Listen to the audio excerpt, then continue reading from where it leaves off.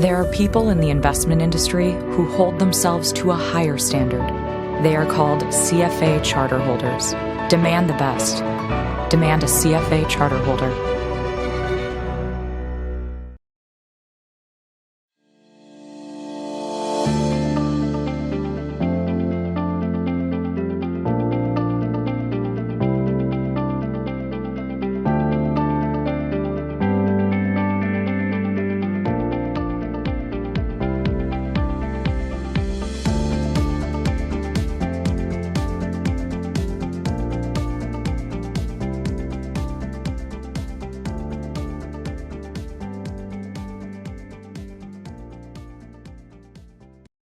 Well, I was working in a gas transmission company, and my younger brother, I'm a mechanical engineer, and my younger brother, when he completed his engineering, he went for his master's from Oxford, and he returned in 92, 91, and he was not sure what to do, and he was trying to find a good job for himself.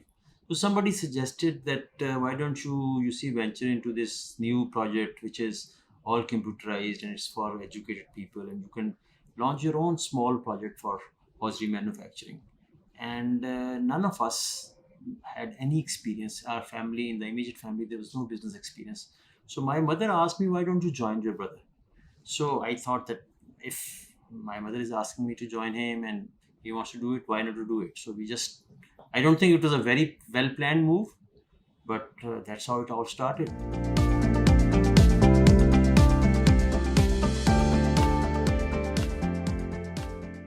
At the beginning, we thought we will probably go up to 30 machines. We never thought that it's going to grow to a level where we are today. And but the success was so good that everybody was so happy. Within a few years, people would like to supply to us because our payments were on as promised, and our employees were very happy because I will primarily base our success on the ethical values which we followed, on investment in new technology, investment in people, uh, hiring educated people and then training them and inculcating a culture where they believe that it's their company, they have to work hard for it.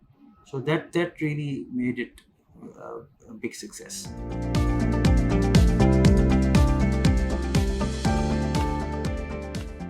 Okay, so currently we think that we are one of the largest hosiery manufacturers in the world in terms of how many pairs we produce, and we have four plants within Pakistan for hosiery manufacturing, and we have associated companies, one in Bangladesh and one in Sri Lanka, and we are going for a fifth plant in hosiery, which will be operational next year. For the first time in Pakistan, we have started seamless activewear, and we even have launched a small brand on Amazon of our own. So, in a year's time, Interloop will become a one door solution for all the apparel and value added apparel for the top retailers of the world, for the good brands.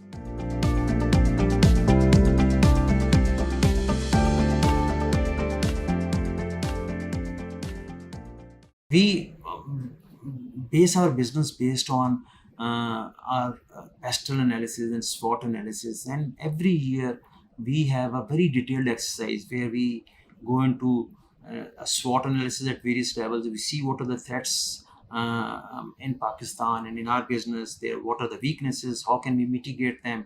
So some years back, the one threat which was continuously coming up for the last few years in our discussions was that we are entirely into textile sectors and we are 100% export oriented, uh, and all our eggs are in one basket. And I don't see any problem in that, but in order to diversify, so we wanted to do something which is domestic and which is not textiles. So we, after a lot of discussions, we decided to go into dairy. So we now have one of the best performing dairy farms in Pakistan, and we will be.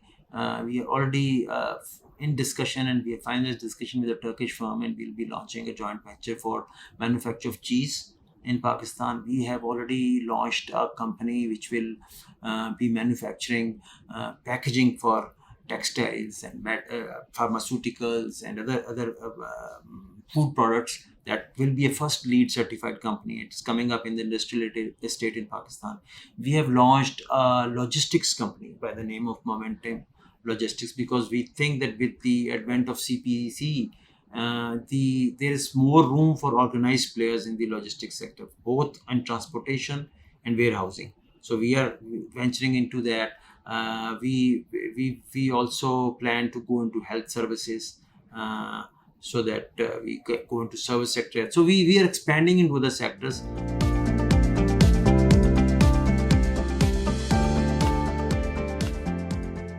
So some years back, we established a unit within our company, which is called the New Business Development Unit. And it is young boys and girls who are, some of them are CFAs, chartered accountants, who have worked overseas to analyze business in various investment houses and various consultancies. And so they come up with a list of possibilities, and then we pass those possibilities through a test funnel, where we have various matrices which we have developed, that what we want to really achieve, what are the future prospects. And after that, then we will have a short list of few projects, and they do then detailed analysis on that, financial analysis is run. And then there are various levels of approvals which we go through. And then once we find something which appears feasible and a sustainable business in long term, then we decide to go for that.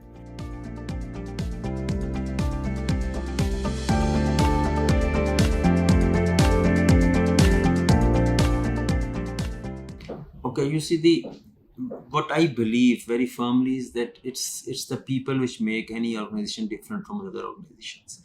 And from day one, what made us different was that we always preferred qualified, educated young people, and we then try to train them according to our own values, our own requirements. And so we all along we invested long in our people, whether it's their technical training, their professional training, or whether it's their building ethical values within them, and create a culture based on values. That also, it has to flow from the top.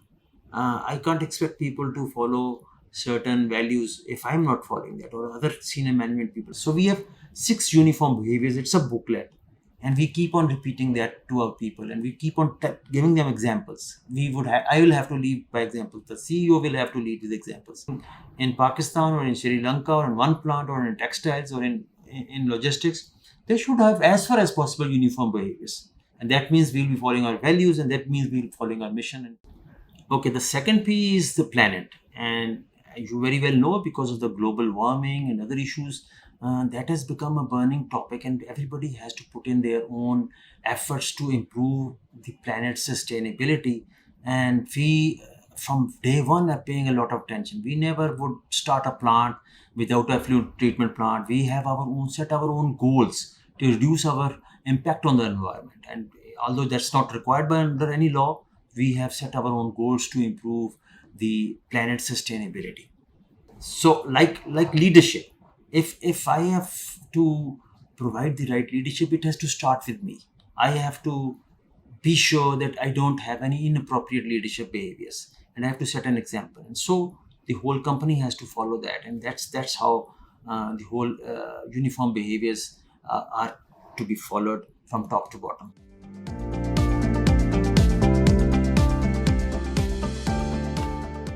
So in 2015, we defined our group vision for 2020. That's in 5 years.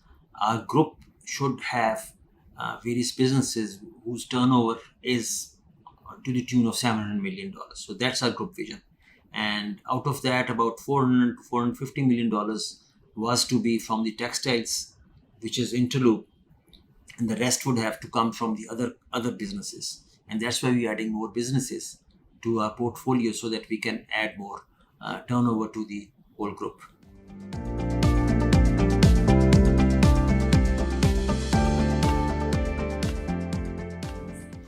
First of all, let me address the 2008 crisis. Interestingly, I think that was during that decade, that was one of our best years. And when I look back, it appears that the all our stakeholders, particularly our customers, various retailers and brands, they were all nervous because companies were going under, the suppliers were defaulting, the prices were fluctuating so much, everything was haywire, and so they wanted to put their trust in those organizations which would honor their word, which would be sustainable, and that's why everybody wanted to buy from us and would compensate us for any adverse situations. And they were, so all the brands and retailers, they were lined up at our door, and we had a very good year, in fact, and we have not faced any serious crisis in our entire 27 years of history. But then you see, there is a calculated effort behind that. As we plan quite well ahead. When we plan a vision, then we have a yearly plan to follow that up. And in the yearly plan, we'll have our SWOT analysis. We'll see what the threats are coming up, what would be the weaknesses of our company, what environmental threats are there. So, like the energy crisis back in the 2012 and 2013, uh, the whole country, the whole industry sector was suffering. We also suffered, but it never affected our business because 4 years ahead of that, we had already identified that because of what's happening in Pakistan, there will be an energy crisis. So by the time the energy crisis hit us in Pakistan, we had enough spare energy at a reasonable price. It was still more expensive than the utility power, but we never shut down a single machine for any time during that period because we didn't have energy.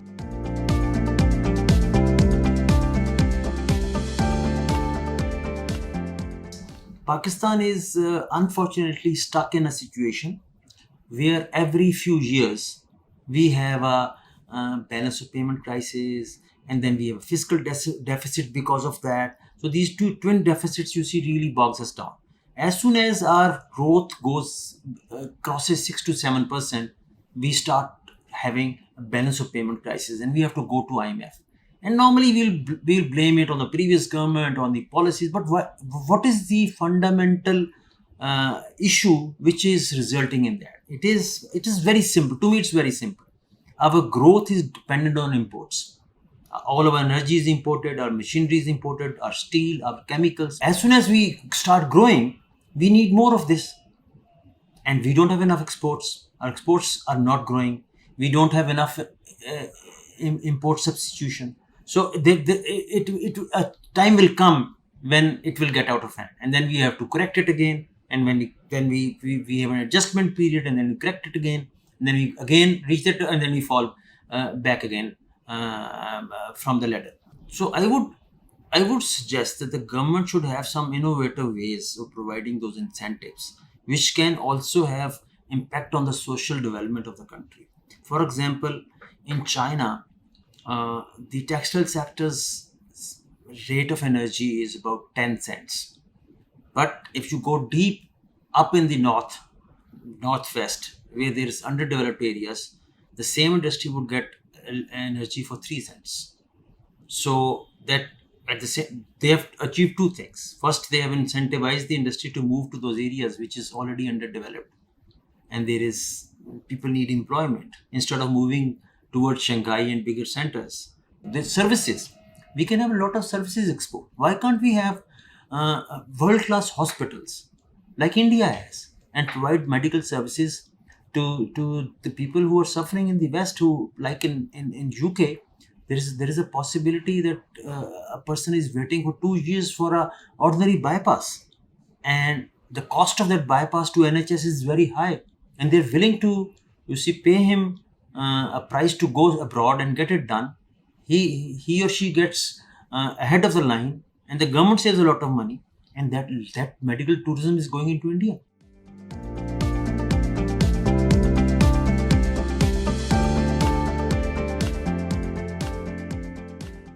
I think it's a very, very interesting and pertinent question. The retail landscape in the world is changing very fast.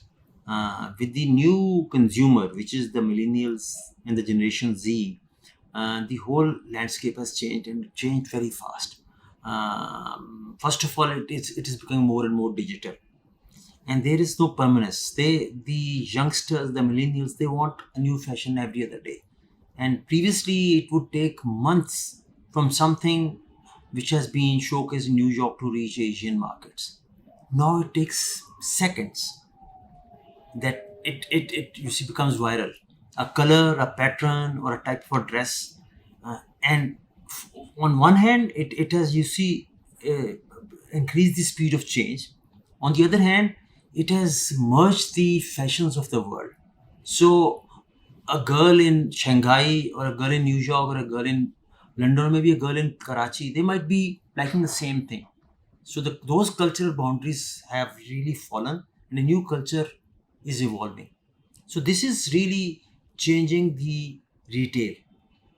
And are we able to respond to that? First reaction of that is that you need very shorter lead times, because if something is selling faster, all the retailers, all the brands want that color or that style or that type of a pattern to be in their stores. And for that, they need a very short lead time, and they need smaller orders because they want to have freshness. They can't have just one style and have huge bulk orders. So the quantity of orders is shrinking, the styles are increasing, they're becoming more complicated, and that has introduced the concept of on or near shoring. Onshoring is still more expensive, but it's also coming in. But nearshoring is really becoming very attractive, because in Central America and South America, particularly Central America, there is cheaper labor available which can uh, cater to the North American market. And then in Eastern Europe, Turkey, and now Africa, there are uh, people available who can, you see, turn around things very quickly and supply to the European markets.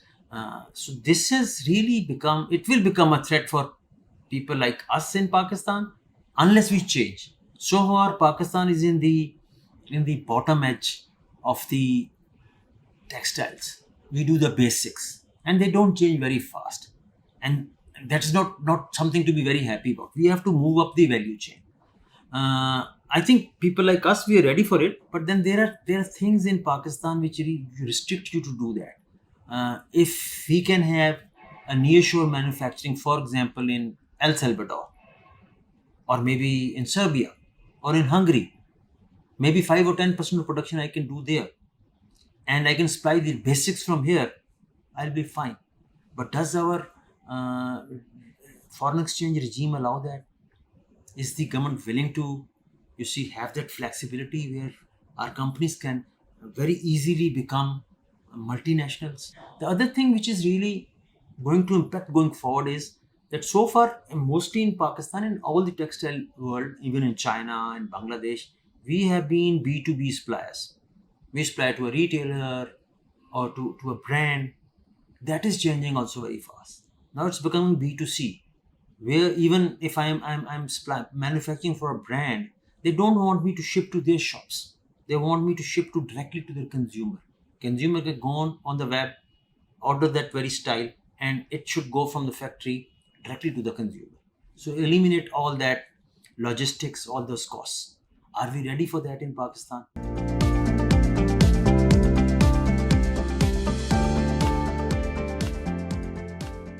What I would like to say is that we must, as a human being, uh, have some goal. Whether it's charter holders or general youth, we should have some goal in life, and we should determine that what is a success.